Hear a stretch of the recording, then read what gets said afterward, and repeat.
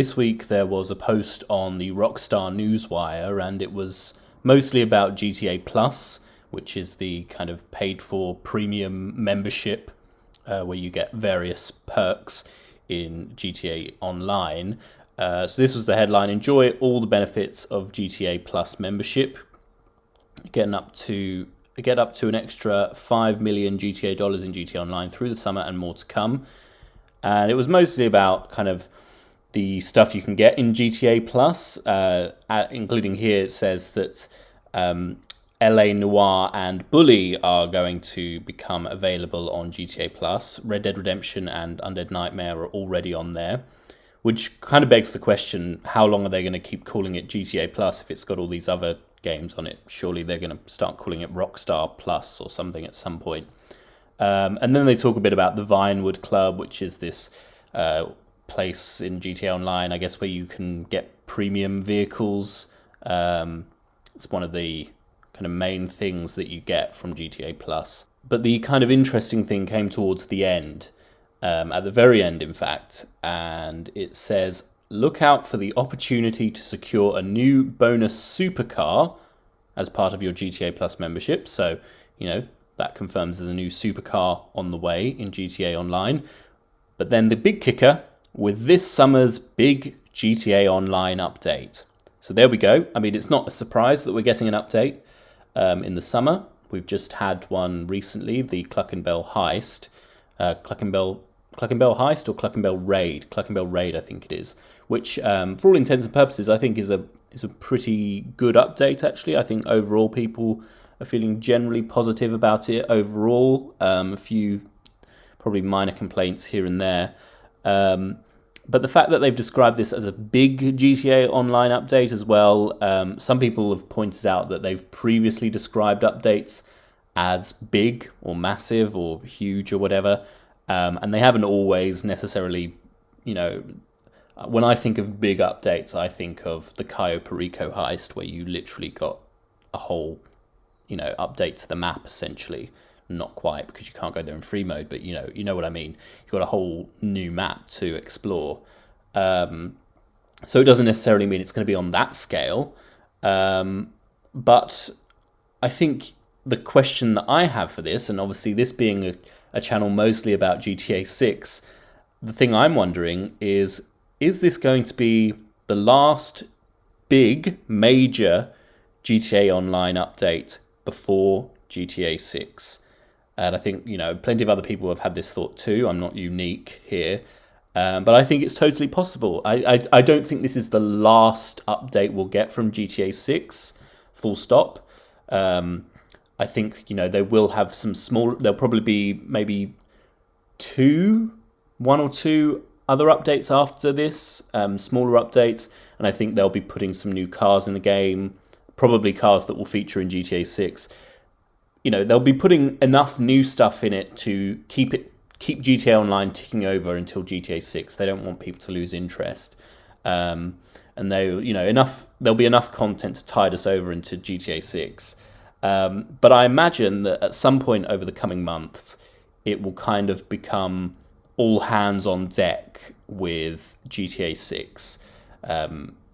Game development can be quite intense, and Rockstar has a reputation, both positive and negative, in terms of, really knuckling down and getting games out. So I wouldn't be surprised if developers that are currently working on GTA Online are kind of shifted to working on GTA 6, because it will be so... They will need pretty much all hands on deck.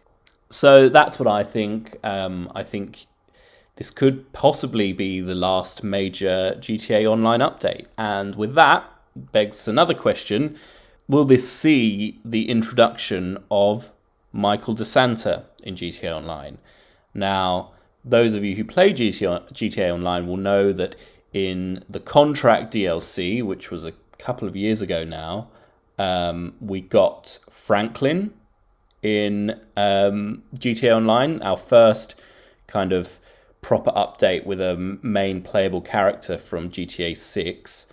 There's been kind of mentions and so on of of them before, but this was essentially the first time that they became a bit more central to the player experience. You know, you've got an office with Franklin and Chop, of course.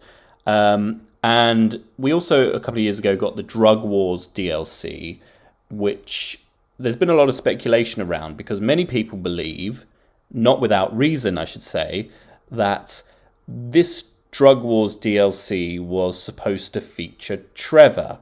Instead, we got this main character here on the right, Dax, who was, I think, overall received quite negatively. He was a bit of an insufferable character, to be honest. Well, they kind of all were in this DLC.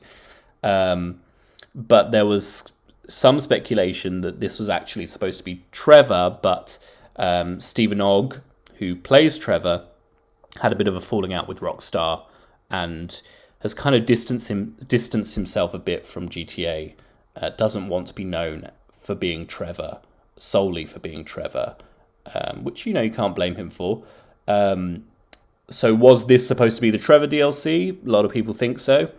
Doesn't seem like we'll get a Trevor DLC now, but could this last DLC, this last major DLC potentially, be the one we see Michael in? Ned Luke, who plays Michael, is on good terms with Rockstar, it seems. He's very, out of, you know, all three actors, he is probably the most involved with the community. He does a lot on social media, he talks to people, he does live streams, and so it definitely seems like he would be up for returning. And I mean, I can't remember off the top of my head, but it seems like he may have even explicitly said that he would be up for returning before.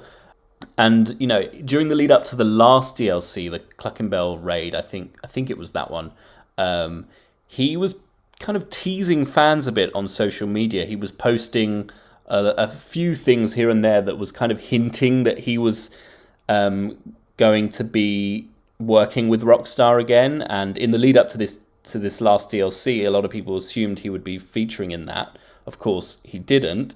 But was he maybe, you know, talking about the next big DLC maybe? Or was he just talking nonsense and just trying to lead fans down the garden path and kind of increase the hype and get people wanting a Michael DLC, which I think everyone pretty much does want. And it'll be interesting to see what he will be saying in the lead up to the next DLC. If we have little to no information about it, will he be completely silent, which may suggest that he is involved, or will, you know, it could go either way. I wouldn't put too much stock in what he says online because, you know, he might just be trolling people. But if this is the last major GTA Online update before GTA 6, especially if GTA 6 is coming early in 2025, then wouldn't it be cool if we went back to where it all began and had Michael in GTA Online? I don't know. Let me know what you think. Do you think this will be the last big major GTA 6 update? And do you think it'll feature Michael?